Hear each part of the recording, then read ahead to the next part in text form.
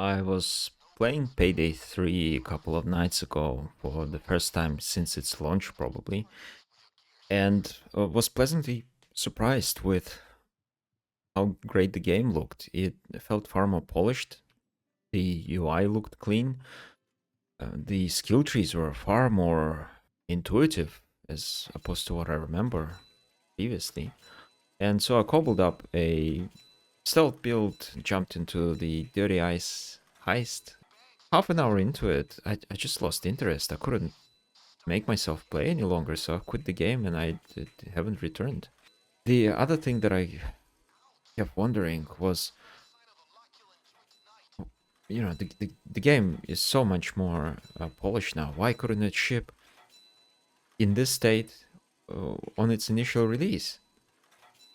And I suppose the answer, or at least my hypothesis, is that deadlines exist. There are financial pressures, obligations to investors, to stakeholders to deliver software in a timely manner. And at some point, whatever you've got, you just kind of gotta polish it up a little bit and you gotta ship it, because otherwise the company might go under if it doesn't meet the contractual obligations. Or um, I'm not talking about Payday 3 specifically here, but IT more in general. If you are engaged with a particular vendor and you had a 3-year contract with them and this contract is about to expire and you need to move away from the software because you decided not to go with them any further, uh, suddenly you're under the pump because, well, you need to make sure that you migrate off before a certain date. Otherwise, you have to extend the license with them, and that can be millions of dollars.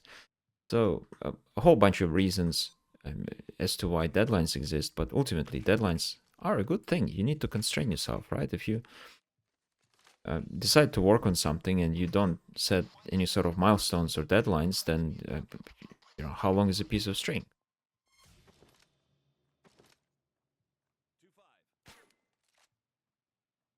Oh, I'm not having much luck here. Oh, that was lucky. What's going on? It's like the interactions are not going well. So yeah, the way the game came out, obviously they couldn't spend another 3 years developing it and working on it. They had to release it at a certain point and at some point, and so it was released. So that kind of is a no-brainer in my opinion. But why? Even though on paper Payday 3 is a better game right now, I wasn't quite drawn to it anymore. And I'm not the only one. If you check the Steam charts, there's 700 people or so playing Payday 2 on average. And there are like 20 to 30,000 people still playing Payday 2 13 years later. By the way, today, at the time of the recording, is Payday 2's 13th birthday. And the new version just got released with Diesel Engine 3, which was done by the brilliant Sidetrack Games team.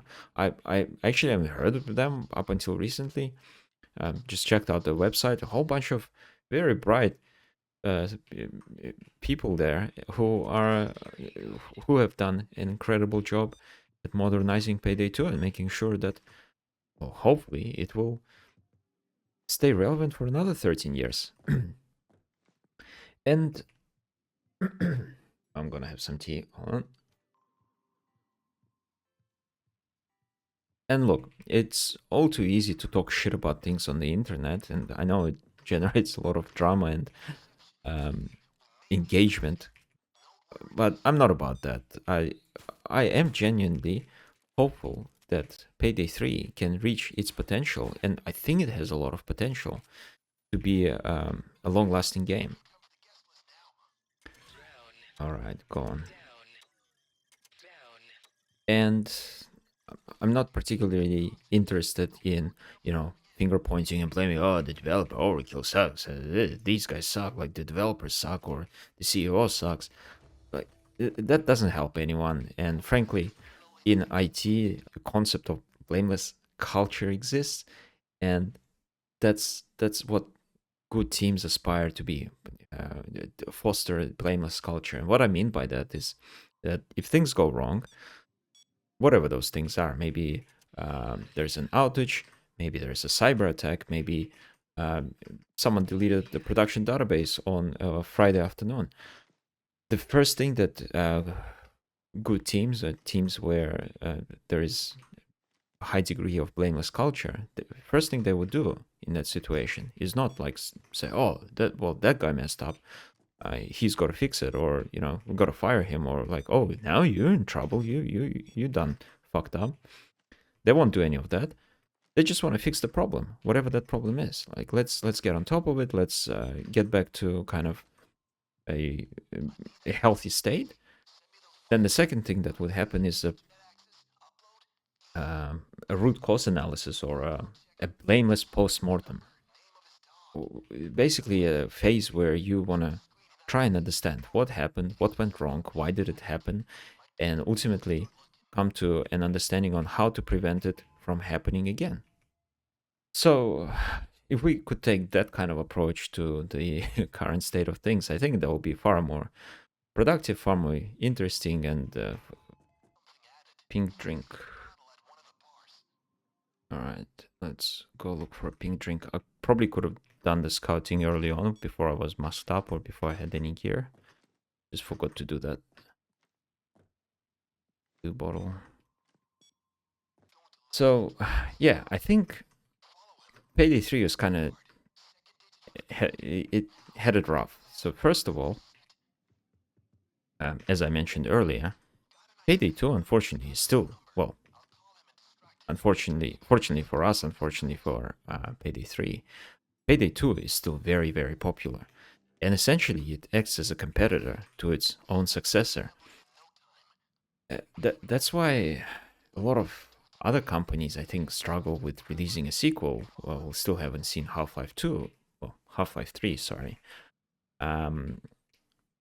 Or Left 4 Dead 3 or Portal 3.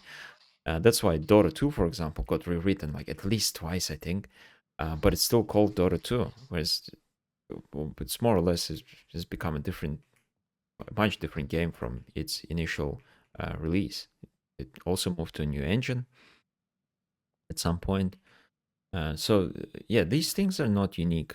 What am I gonna do?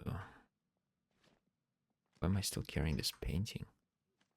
So yeah, as I was saying, like it's extremely tricky to release a game in a market where you already have a competitor, whether it's your own product or not. It's just yeah, it's not easy. And let's be honest, in the modern game market, stealth games and stealth co-op games are kind of niche. The world enjoys competitive games and casual games, and while stealth games definitely has its niche, it is a niche. So when you already have a strong performer like what Payday 2 is, it's going to be very hard to convince those people to like, hey, by the way, there's this other game that supposedly is better. And comparison is the death of joy. I remember this documentary called Jiro Dreams of Sushi. I think that's what it was called. Where there's a guy who's this Japanese sushi chef who's got some kind of some amount of Michelin stars. I can't remember. But uh, more more relevant to us is that the guy was quite old back then. I think he's like he must be like at least 200 years old by now, and he has a son who is supposed to take over things eventually. The problem is that everyone says that guy, he's not good enough to kind of he's not going to be as good as his dad, and like the unfortunate part is that that guy will have to in order to for people to perceive that he is just as good as his dad, he'll have to be better than his dad. And for him to be perceived as better than his dad, like it's probably nearly impossible, just because there is this comparison constantly going on. And I think the same thing is happening with Payday 3. When it first came out, I personally was thinking, well, man, it has not got nearly enough content as compared to Payday 2. Payday 2 is it's understandable. It's been around longer. It's got had a lot of more time for the developers to add more things, not just in form of DLCs, but just general content. Yeah, that's a tough situation to be in, because how much time do you spend adding content before you release the game, as opposed to releasing the game and then catching up with additional developments. Okay, since cameras are off, I think we should be fine to just leave him here. What is next for Payday 3? How does that hype come back? Like, what do you do to generate the interest again, to make the game, to bring back and build that community? Is basically what I'm trying to say. I honestly don't know, but we clearly have seen it happen. Games like No Man's Sky, to some extent Cyberpunk. Although when Cyberpunk initially came out, I wasn't quite impressed with it when I got it at release. I feel like it didn't capture that cyberpunky vibe that I was expecting. But I still spent like a whole bunch of time playing it, and then apparently it got even better over the years with the new DLC and just with general rework and improvements. Are we safe? I think, kind of worried that people will come here and attack these guys. Anyway. Let me know what you think. Do you think there's hope for Payday 3 still? Do you actually play Payday 3 these days? Like, maybe there's something I'm missing. I like I said, I want to give it a fair chance, so I'm gonna give it a go again. See if I can get into it. Oh, yeah.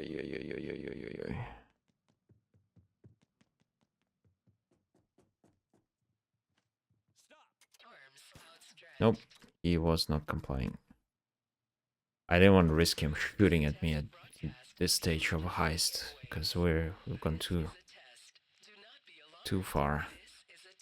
Made a mistake, buddy. You should have played ball like your buddies, and you would have been nice and alive. And now you are dead. If you don't know where to go, man, moving the bags took longer than completing the heist. Here you go for your troubles.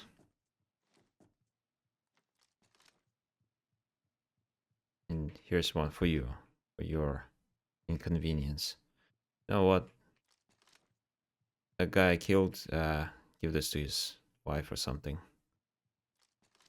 We're almost there. Just need to drop 3 million bags into the back of this van. Goodness. There we go. We are dropping off the last bag. But before I escape, let's do one more fun thing.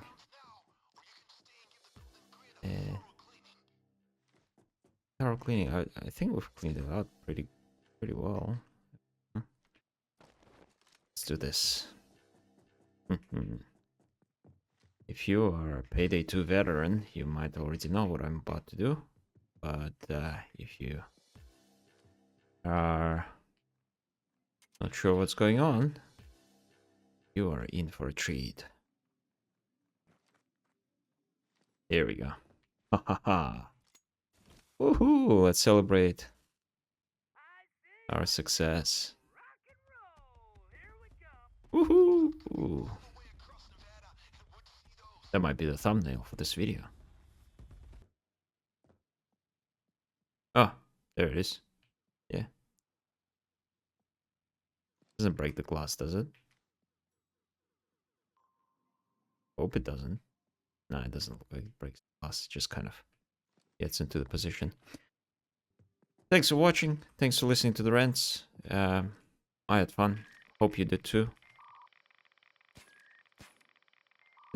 Didn't that used to blow up? Anyway, hope you have a good day, and I'll see you later. Bye bye. Nanookmetaal, tuk tut!